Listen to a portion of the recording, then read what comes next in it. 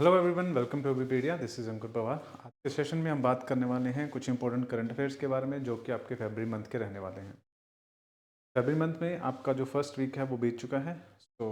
ये जो current affairs आपको बेसिकली फरवरी मंथ के ही फर्स्ट वीक के आपको देखने को मिलेंगे। हमारे यहाँ पर यूट्यूब चैनल पे आपको हर वीक के जो करंट अफेयर्स आपको देखने को मिलेंगे, वीकली भी होंगे और मंथली भी आपको करंट अफेयर्स देखने को मिलेंगे।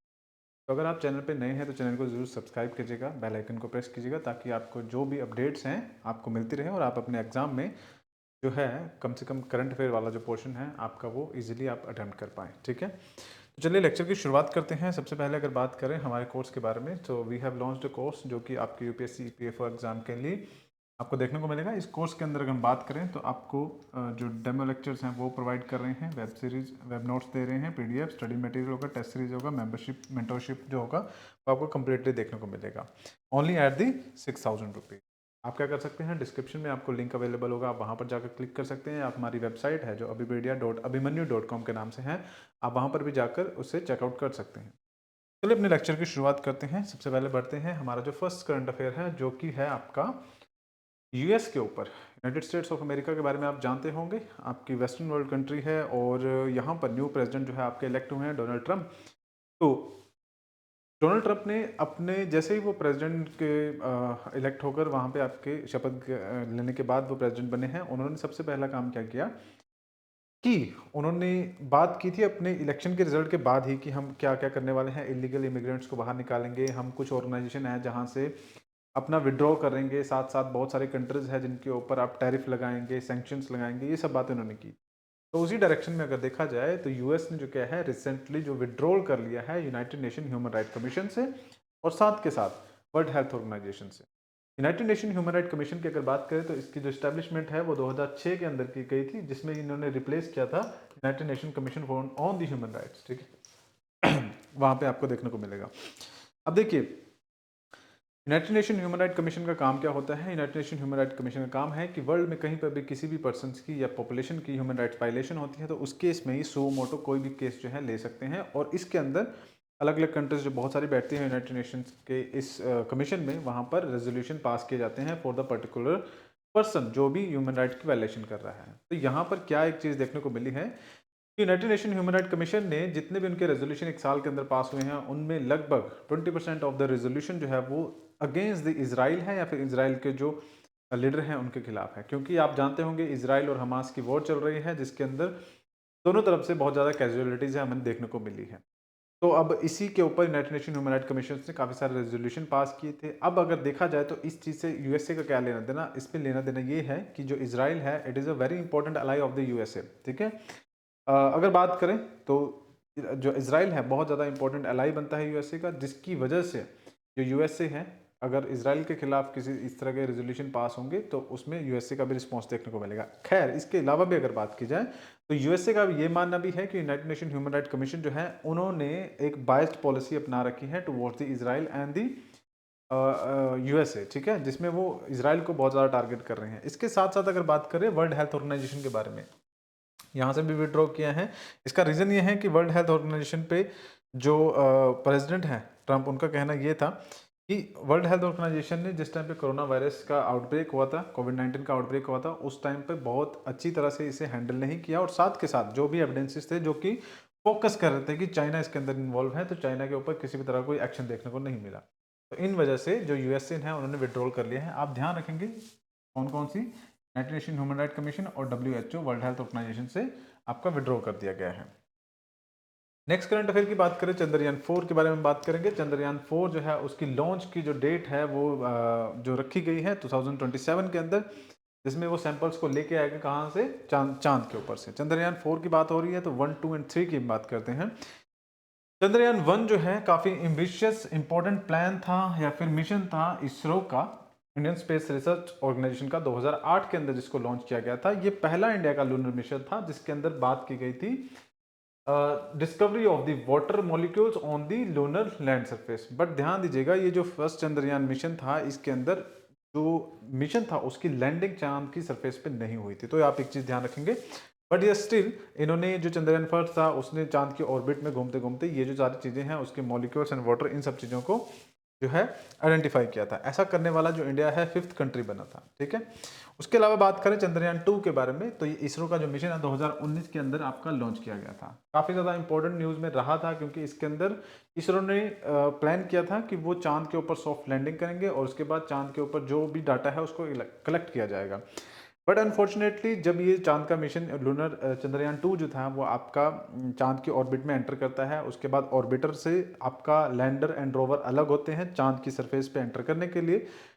तो ये जो आपका लैंडर था उसका जो कनेक्शन है इसरो से चांद की सरफेस को टच करने से कुछ मीटर्स हाइट पे जो है वो टूट जाता है, जिसकी वजह से बहुत तेजी से वो चांद की ज़मीन पे आके गिरता है और जिसकी वजह से लैंडर और रोवर दोनों जो है वो डिस्ट्रॉय हो जाते हैं, जिसकी वजह से ये जो इसरो का मिशन था चंद्रयान 2 वो सक्सेसफुल नहीं रह पाता है।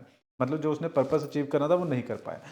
चंद्रयान 3 की अगर बात करें तो ये काफ़ी ज़्यादा इंपॉर्टेंट था। ये 2023 के अंदर आपका लॉन्च किया गया था, जिसमें चांद के साउथ पोल पे सॉफ्ट लैंडिंग की बात की गई थी और यहाँ पर 2023 के अंदर ये सक्सेसफुली अचीव कर लिया गया था, ठीक है। तो ये काफ़ी इंपॉर्टेंट मिशन था। उसी तरह से चंद्रयान 4 की अगर बात करें तो उसका काम क्या है, चांद से जो भी रॉक्स हैं उसके सैंपल या फिर अदर चीज़ों के सैंपल लेके इंडिया में वापस लौटना, ठीक है। नेक्स्ट बात करते हैं करंट अफेयर के बारे में। India single largest solar cell making unit. आप जानते होंगे कि सोलर टेक्नोलॉजी काफ़ी ज़्यादा इंपॉर्टेंट देखने को मिल रही है। इसमें अगर बात की जाए तो वर्ल्ड के अंदर अलग अलग जगह पे सोलर टेक्नोलॉजी का यूज़ किया जाता है। जैसे कि इंटरनेशनल सोलर अलायंस की बात करें, जिसमें फॉर्मेशन में इंडिया का ही सबसे बड़ा हाथ है और उसका हेडक्वार्टर्स भी आपको न्यू दिल्ली के अंदर या फिर दिल्ली में देखने को मिलता है। इसके अलावा अगर बात करें तो ये सोलर एनर्जी है, इसका यूज़ या फिर ये ज़्यादा न्यूज़ भी क्यों देखने को मिल रहा है, क्योंकि आपने देखा होगा कि रिसेंटली बहुत सारे इलेक्ट्रिक कार्स जो हैं आ गई हैं, उसके बाद इलेक्ट्रिक मोटरसाइकिल्स आ गए हैं और जगह जगह पे इलेक्ट्रिक चीज़ों का यूज़ किया जा रहा है। क्योंकि हम क्या चाहते हैं कि हमारा जो कोल है, पेट्रोलियम है और डीजल है, उसके ऊपर जो हमारी डिपेंडेंसी है वो कम हो, क्योंकि उससे बहुत ज़्यादा इन्वायरमेंट के अंदर पॉल्यूशन होता है, ठीक है।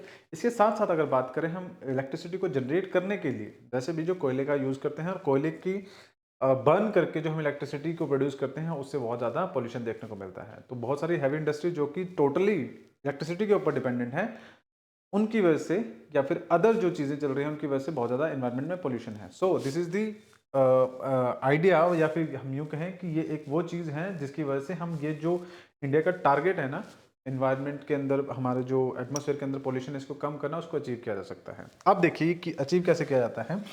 ये आपका सोलर पैनल है, जिसके थ्रू हम क्या कर सकते हैं, सोलर एनर्जी जो है वो कन्वर्ट करते हैं इलेक्ट्रिक एनर्जी के अंदर और फिर इसको यूज़ किया जाता है। अभी जो सोलर पैनल है, अगर इससे आप ध्यान से देखेंगे तो इसके अंदर आपको छोटे छोटे फोटोवोल्टिक सेल्स जो है वो देखने को मिलते हैं, मॉड्यूल्स देखने को मिलते हैं, जो कि मेनली काम करते हैं एनर्जी को कन्वर्ट करने का। अब इंडिया के अंदर इंडिया का सबसे बड़ा सिंगल लार्जेस्ट जो सोलर सेल मेकिंग, मतलब कौन से सेल की बात कर रहे हैं, ये फोटोवोल्टिक सेल्स की और मॉड्यूल्स की बात कर रहे हैं, ठीक है। ये जो हैं आपके बनाए जाएंगे यहाँ पर। लोकेशन की अगर बात करें तो तमिलनाडु में आपका ये सिचुएटेड है, यहाँ पे इनॉग्रेशन की गई है। और जगह की अगर बात करें तो है आपका गंगाई कोंडम। ये जो जगह है ये आपको देखने को मिलेगी तमिलनाडु में, यहाँ पे ये इनॉग्रेट किया गया है। गंगाई कोंडम कहाँ पे पड़ेगा, ये विलेज है तिरुनेलेवेली, तमिलनाडु के अंदर आपको डिस्ट्रिक्ट में ये आपको देखने को मिलेगा, ठीक है। इट वॉज सेटअप बाय, किसके द्वारा सेटअप किया गया है, ये भी क्वेश्चन पूछा जा सकता है। तो टाटा पावर सोलर एनर्जी, उन्हीं की आर्म है टीपी सोलर लिमिटेड, उन्होंने आपका वहाँ पे इस्टेब्लिश या फिर इनॉग्रेट किया। काफ़ी इंपॉर्टेंट है। अगर बात करें प्रोडक्शन की तो यहाँ पर क्या है, इसकी कैपेसिटी है लगभग 4 गीगावाट की, जो कि वहाँ पर ये सेल्स जो है इनको प्रोड्यूस किया जाएगा, ठीक है। तो ये काफ़ी इंपॉर्टेंट करंट अफेयर है, ध्यान में रखिएगा। नेक्स्ट बात करते हैं नेशनल कमीशन फॉर द सफाई कर्मचारी। नेशनल कमीशन ऑफ द सफाई कर्मचारी के बारे में बात करें तो अभी प्रेजेंटली ये जो बॉडी है it is a non statutory body. Originally जो ये बॉडी थी आपका स्टैट्यूटरी बॉडी थी, ठीक है। अभी करंट अफेयर में इसमें क्या है कि इस सफाई कर्मचारी की जो नेशनल कमीशन फॉर सफाई कर्मचारी है, इसका जो टेन्योर है उसको एक्सटेंड किया गया है। क्वेश्चन आपके काफ़ी सारे बन सकते हैं यहाँ से, जैसे कि मैंने पहले बोला कि अभी ये आपकी नॉन स्टैट्यूटरी बॉडी आपको देखने को मिलेगी। इस कमीशन की अगर बात करें तो एक चेयरपर्सन होता है जिसमें आपका यूनियन मिनिस्टर होगा स्टेट रैंक का। उसके अलावा वाइस चेयरपर्सन होगा जो कि सेक्रेटरी रैंक के हो सकते हैं। 5 अदर मेंबर्स होंगे जिसमें एक वुमेन होना बहुत ज़रूरी है। उसके अलावा अदर जो मेंबर होंगे सेक्रेटरी होंगे, जॉइंट सेक्रेटरी रैंक के होंगे, आपको देखने को मिलेंगे। बात करें इसकी स्टैब्लिशमेंट की तो 1994 के अंदर इसे स्टैब्लिश किया गया था under the national commission for the कर्मचारी एक्ट 1993। इनिशियली आपका 3 साल के लिए इसको स्टैब्लिश किया गया था as a statutory body, but बाद में इसको एक्सटेंड करके 2004 तक एक्सटेंड किया गया और उसके बाद ये जो कमीशन है इसको as a non statutory body जो है ये रन कर रहा है। ठीक है, तो ये आपका जो कमीशन है इसके ऊपर कुछ इस तरह के जो क्वेश्चंस हैं आपको देखने को मिल सकते हैं करंट अफेयर्स। आगे बात करते हैं फोर्ट विलियम्स विजय दुर्ग के बारे में। तो देखिए इंग्लैंड के राजा थे जिनका नाम था किंग विलियम थ्री, उन्होंने नाम पर ही फोर्ट विलियम जो है इस्टेब्लिश हुआ था। फोर्ट विलियम के बारे में अगर बात करें तो ये आपका ब्रिटिश ईस्ट इंडिया कंपनी ने नियर द हुगली रिवर 1696 को है कंस्ट्रक्ट किया था। ठीक है, अब अगर बात करें इस फोर्ट विलियम के बारे में, आप जानते होंगे जब भी आप पढ़ते हैं इसके बारे में कि बैटल ऑफ प्लासी कब हुई थी या फिर ये सब चीज़ों के बारे में, तो बैटल ऑफ प्लासी की जैसे बारे में हम बात कर रहे थे तो 1757 के अंदर बैटल ऑफ प्लासी हुई थी, जिसके अंदर सिराजुद्दौला जब बंगाल के नवाब थे उन्होंने ब्रिटिशर्स के साथ उनकी जो बैटल है हमें देखने को मिली थी। इस बैटल के बारे में एक खास बात ये भी है कि ये बैटल जो थी हमें बताती है हिस्ट्री के अंदर कि यहाँ से ब्रिटिशर्स ने सबसे पहले जो है आपका बंगाल में आपको जो दीवानी राइट्स है ब्रिटिशर्स को वो मिलना स्टार्ट हो गई थी, मतलब टैक्स कलेक्टिंग की जो राइट्स है वो मिलना स्टार्ट हो गई थी। और उसके बाद ब्रिटिशर्स ने धीरे धीरे करके ऑल ओवर इंडिया पे जो अपना कब्जा है वो इस्टेब्लिश कर दिया। ठीक है, तो ये काफ़ी ज़्यादा इंपॉर्टेंट है हिस्ट्री के अंदर, अगर इवेंट की बात करें तो काफ़ी ज़्यादा इंपॉर्टेंट बैटल है या फिर इवेंट हमें देखने को मिलती है। अब उसका जिक्र मैंने यहाँ पे क्यों किया, क्योंकि जो फोर्ट विलियम है ये वही वाला आपका फोर्ट है जिसकी वजह से, जो रीज़न है जिसकी वजह से वो बैटल हुई थी। एक्चुअली दरअसल हुआ क्या था कि ब्रिटिशर्स जो थे बंगाल के अंदर ट्रेड कर रहे थे और उनको यहाँ पर उन्होंने फोर्ट विलियम बनाया और फोर्ट विलियम को फिर उसने फोर्टिफिकेशन करना स्टार्ट कर दिया, मतलब चार दीवारी करना स्टार्ट कर दिया, which is not okay with that Nawab Sirajuddaula. तो उन्होंने क्वेश्चन किया था कि यहाँ पे फोर्टिफिकेशन नहीं होनी चाहिए और इसी बात पे असहमति बनने के बाद उनकी जो है वो यहाँ पर बैटल हुई थी। और यहीं पे आपको जो बड़ी फेमस है ब्लैक होल ट्रेजेडी है वो भी इसी टाइम पे देखने को मिलती है, जिसमें एक रूम के अंदर बहुत सारे जो अंग्रेजों को बंद कर दिया गया था और जिसकी वजह से डेथ हुई थी। ठीक है, तो ये सारा कुछ आपका उस फोर्ट की वजह से हुआ था। इसी फोर्ट के बारे में हम बात कर रहे हैं कि इस फोर्ट का जो नाम है वो बदल दिया गया है, अब इस फोर्ट का नाम विजय दुर्ग कर दिया गया है। इसका नाम पहले फोर्ट विलियम था। जैसे मैंने आपको बताया कि फोर्ट विलियम इसलिए रखा गया था क्योंकि इंग्लैंड के तीसरे राजा जो थे किंग विलियम, उनके नाम पर ये रखा गया था। और ये जो फोर्ट विलियम है ये हुगली नदी के तट पर बैंक्स पे आपको देखने को मिलेगा। ठीक है, तो ये करंट अफेयर है, डेफिनेटली एग्जाम में पूछा जा सकता है। आगे देखिए पेरिस समिट के बारे में बात कर रहे हैं। पेरिस के अंदर रिसेंटली, पेरिस में कहाँ पर, पेरिस में जगह है जहाँ पे ग्रैंड पैलेस ये करके जगह है फ्रांस पेरिस में, जहाँ पर आपको ये एआई समिट देखने को मिलेगी।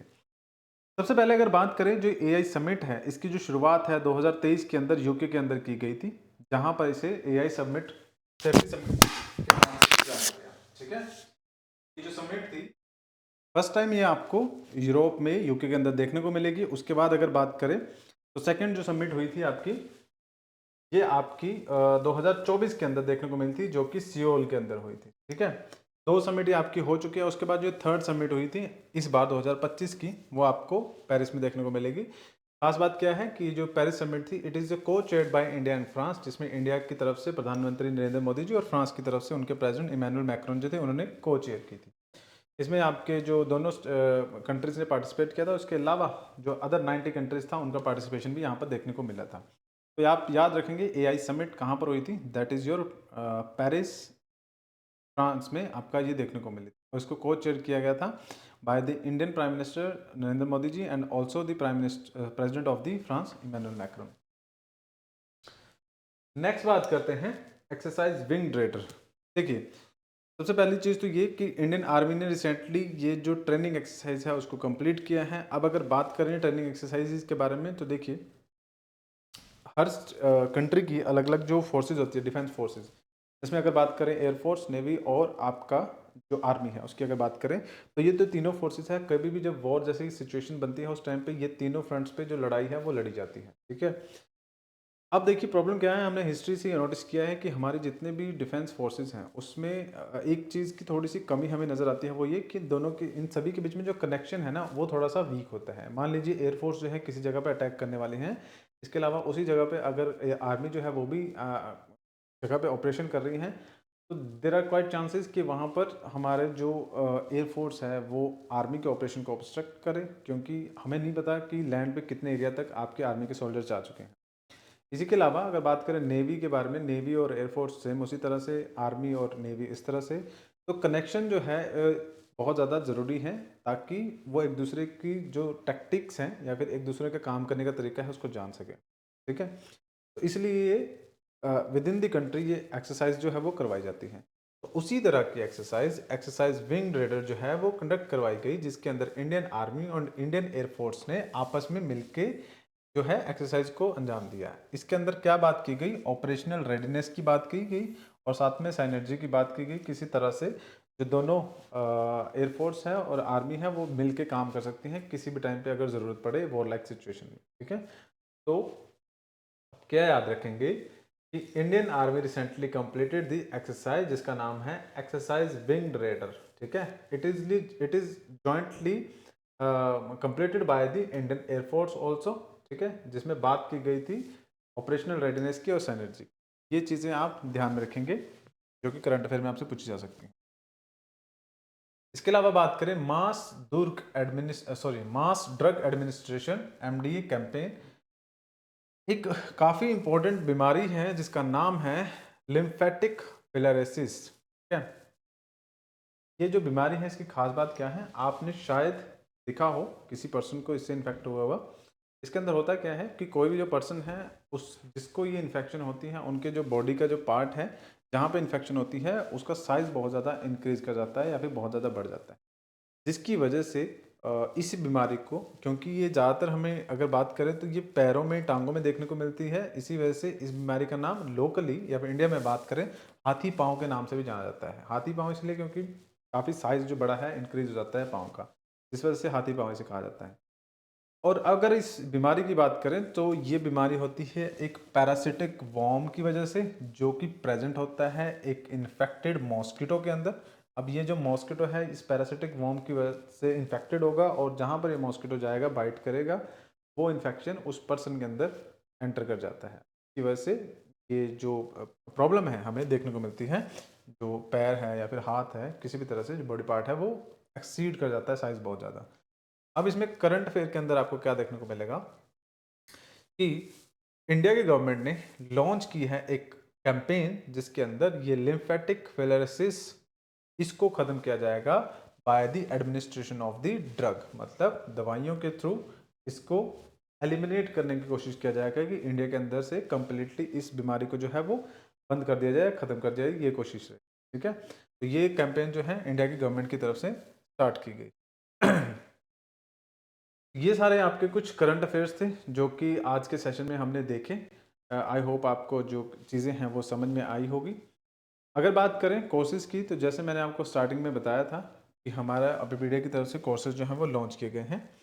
अगर इन कोर्सेज़ को आप अवेल करना चाहते हैं तो आप क्या कर सकते हैं, डिस्क्रिप्शन में भी लिंक अवेलेबल है, आप वहाँ पर जा सकते हैं। इसके अलावा आप हमारी वेबसाइट को विजिट कर सकते हैं जो कि abipedia.abhimanyu.com के नाम से आपको मिल जाएगी। यहाँ पर आप चूज़ एग्ज़ाम के ऑप्शन में जाएंगे तो आपको बहुत सारे यहाँ पर एग्ज़ाम्स जो है वो देखने को मिलेंगे। यहीं पर आपका स्टार्टिंग में UPSC EPFO का एग्ज़ाम का सेक्शन है, आप यहाँ पर जाएंगे तो यहाँ पर आपको कोर्सेज़ की रिलेटेड इन्फॉर्मेशन जो है वो मिल जाएगी। इसमें आपका ऑल इंक्लूसिव सब्सक्रिप्शन भी है, वीडियो कोर्स भी है, टेस्ट कोर्सेज है, अभिपीडिया माइक्रो कोर्सेज भी नज़र आ जाएगा। माइक्रो कोर्सेज जो हैं इसमें ख़ास बात ये है, अगर आपका कोई पर्टिकुलर टॉपिक जो है वो वीक है तो आप उसे सेपरेटली भी बाय कर सकते हैं, वो कंप्लीट कोर्स भी बाय करने की ज़रूरत नहीं पड़ेगी। अगर आप कोई स्पेसिफिकली जैसे कि यहाँ पे बात करें labour laws, audit and auditor reports के अलावा introduction to the accounting, growth and development, ये सारी चीज़ें जो हैं आपको देखने को मिलेगी। ठीक है, तो आप इनको सेपरेटली इंडिविजुअली भी बाय कर सकते हैं। इसके अलावा अगर आप चैनल पे नए हैं तो चैनल को ज़रूर सब्सक्राइब कीजिएगा, बेल आइकन प्रेस कीजिएगा या फिर ज़्यादा से ज़्यादा इस वीडियो को शेयर कीजिएगा ताकि जो अदर कैंडिडेट्स हैं those also preparing for the UPSC EPFO exam उन तक भी इन्फॉर्मेशन पहुँच पाए। ठीक है, अगर किसी तरह का कोई इशू है, कोई क्वेश्चन है तो आप कमेंट सेक्शन में डेफिनेटली पूछ सकते हैं, we will try to answer it as soon as possible.